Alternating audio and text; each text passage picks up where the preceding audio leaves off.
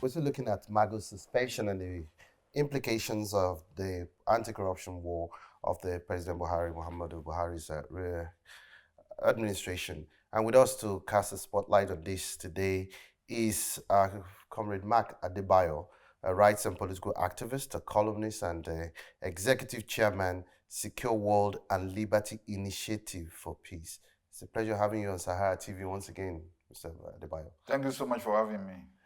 Um, Controversy continued to trail the recent suspension of the embattled chairman of EFCC, Ibrahim Magu, and across different political divides. While some have hailed the suspension, others have read sinister political motives behind it. What's your view, sir? Let's get that.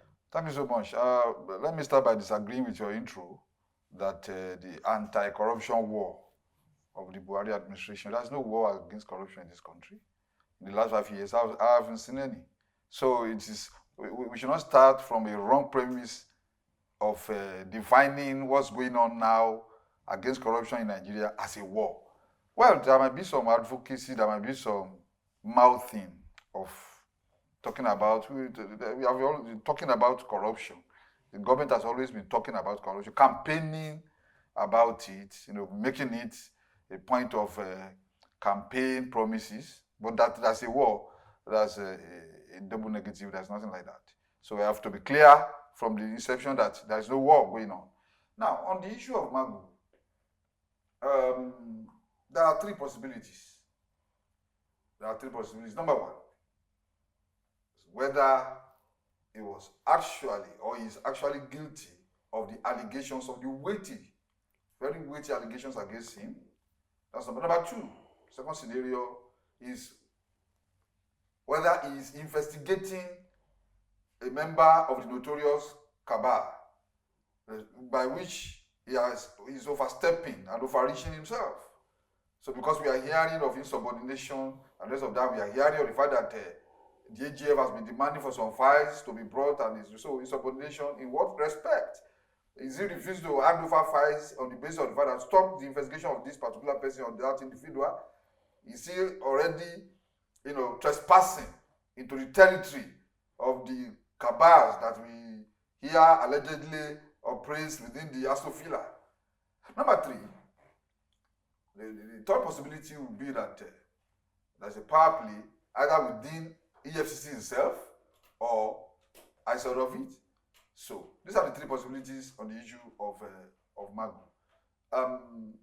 One of the things that I have observed is that the anti-corruption organizations, civil society organizations in this country, most of them, if not all, have a positive impression, or they paint a positive impression of Magu from the beginning, even including prominent, lawyers and rights activists in this country believe that Magu has been doing wonderfully well. But if any or all of the allegations, or most of the allegations against him are true, I want to seriously support the fact that he must bear the full weight of the law. That the investigation, the prosecution must go the whole hog. Because and this is where, if we are serious about fighting, if we are not fighting a war, but if we are ready to fight corruption in this country, you must start from the premise of the appointment of who is going to head the EFCC. You cannot, just on the basis of the fact that you have a uniform on your back, and then you qualify to become EFCC chairman. No, because the EFCC chairman, the EFCC leadership must be like Caesar's wife, above reproach, must have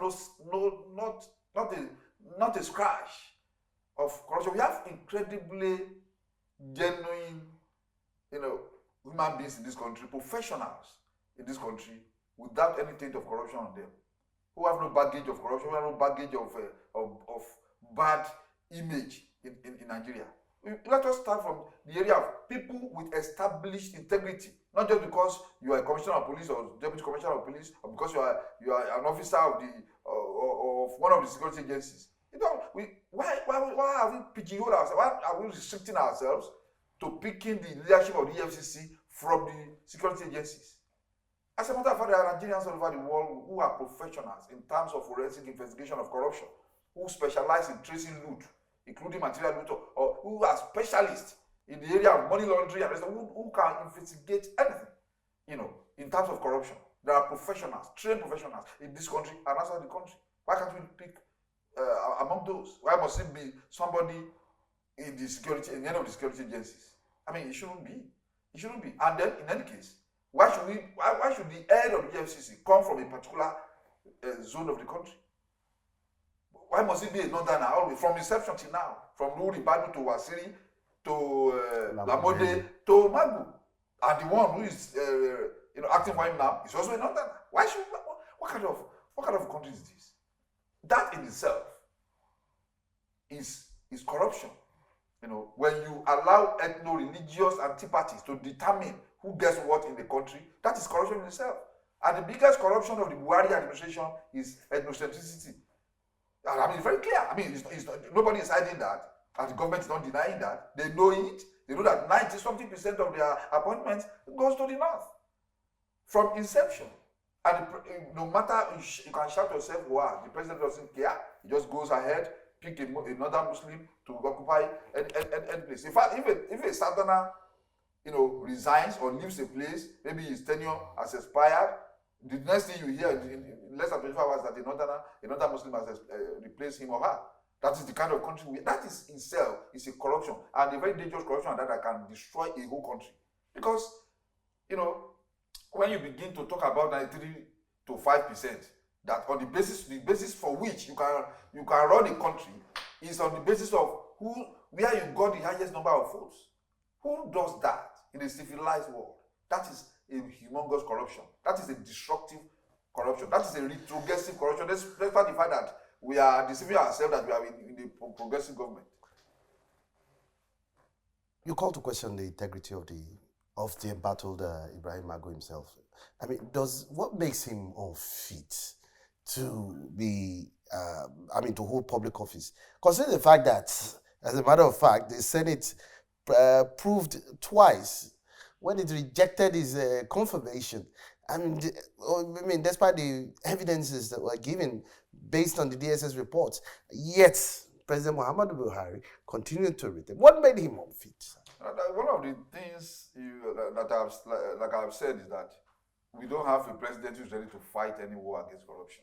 Because if the president appointed the head of the DSS, the president appointed the head of the EFCC, all the security agencies, it is within the purview of the constitutional powers of the president to appoint all those ones. Of course, depending on the confirmation of the Senate. But the president has not succeeded in managing his government in a way that will present a united front against corruption in this country. Because if you appointed someone that the DSS under your directive, now wrote a scathing security report against your appointee, not to you, but to the Senate directly. That look, 24 hours before confirmation, don't confirm this man, no. Don't try it, because we have all these against him. One of the things I really I think is not working for Magu is the fact that despite all these scary allegations against him from the DSS, he never found it necessary, never deemed it fit to go public and repudiate all these allegations up to now. Because ordinarily I would have wanted to fight for my integrity, for my name, to clear my name from the public, because I would have published the DSS report beside my own rebuttals. That look, this thing they are saying is not true. But they never said that. They never did that.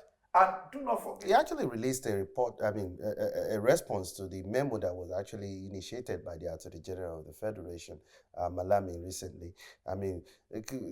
Trying to defend himself based on the allegations that were spelled out. One begins to wonder, what's the role of the Attorney General? What's your assessment of the role of the Attorney General, Malami, in all of this?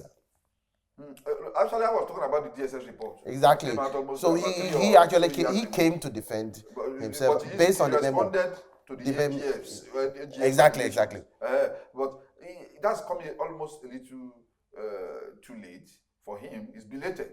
He should have responded immediately. DSS one came out. He should have responded to that. He should have been proactive against these allegations. Before this news set came up. So I think it was a little bit lackadaisical about. And when you keep quiet, silence means consent. That I agree that these things happened. And then when somebody is alleged to have committed such hefty corruption, you have such hefty corruption allegations against you, you don't represent that person to the Senate.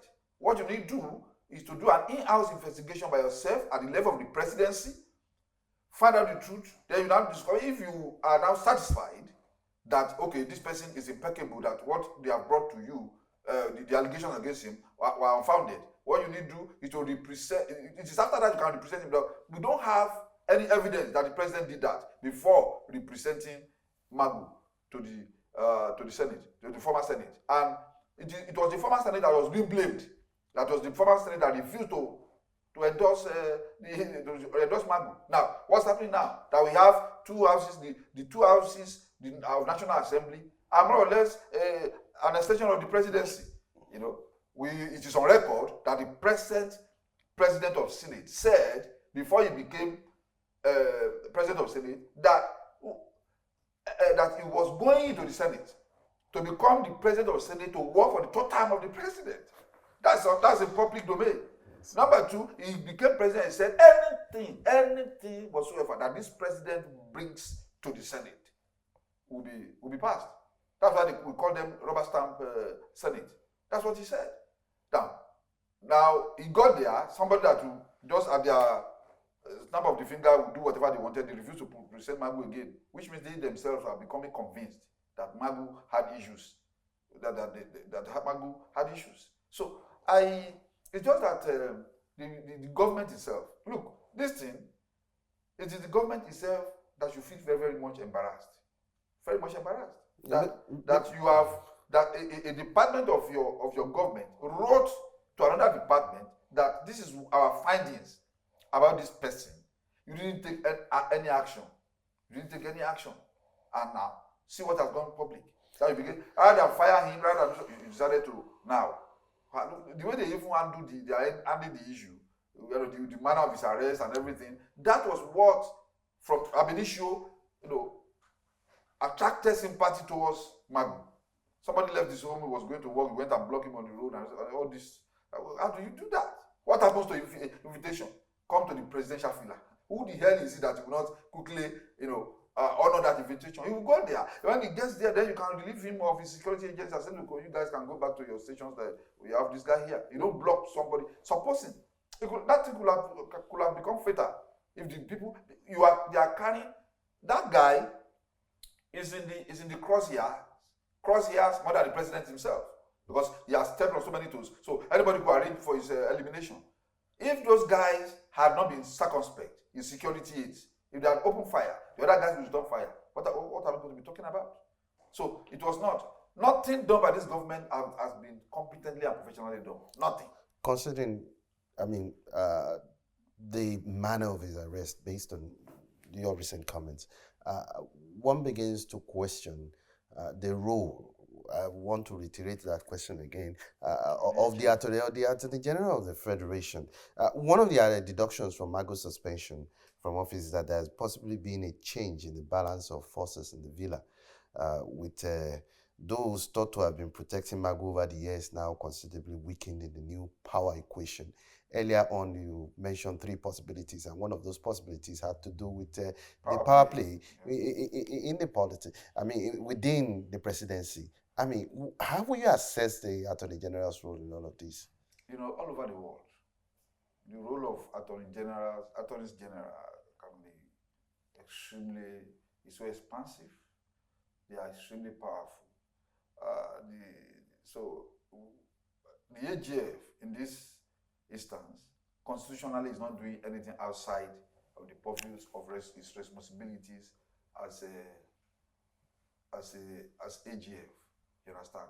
Whether he's doing it well or not is something that we are questioning. Like in the issue of Wadume that we are talking about, that he's refusing to present the soldiers alleged to be responsible for that crime to the court. So what I'm doing with the attorneys general are always very, very powerful. They are always very, very powerful. Anything that has to do with any case, they are very, very powerful. Their office is very powerful. They can withdraw any case. That's why they misuse the power of non-li prosequi. You know, if their own friend, if their cronies are involved, they could withdraw the case, could do anything. So, and if you have a stubborn head of a security agency who insists in doing the right thing, if he feels that the Attorney General is trying to sort of circumvent the law or the rules, he's not going to find it easy. I have a very strong suspicion, like whoever said that maybe it's because the power of the power equation in the Venezuela is changing, and the supporters of Magu have been weakened or driven out of the power equation. Because these allegations are not allegations for yesterday, not for last year. These are things that have been there. So if they knew all this while, what has been stopping them from taking action?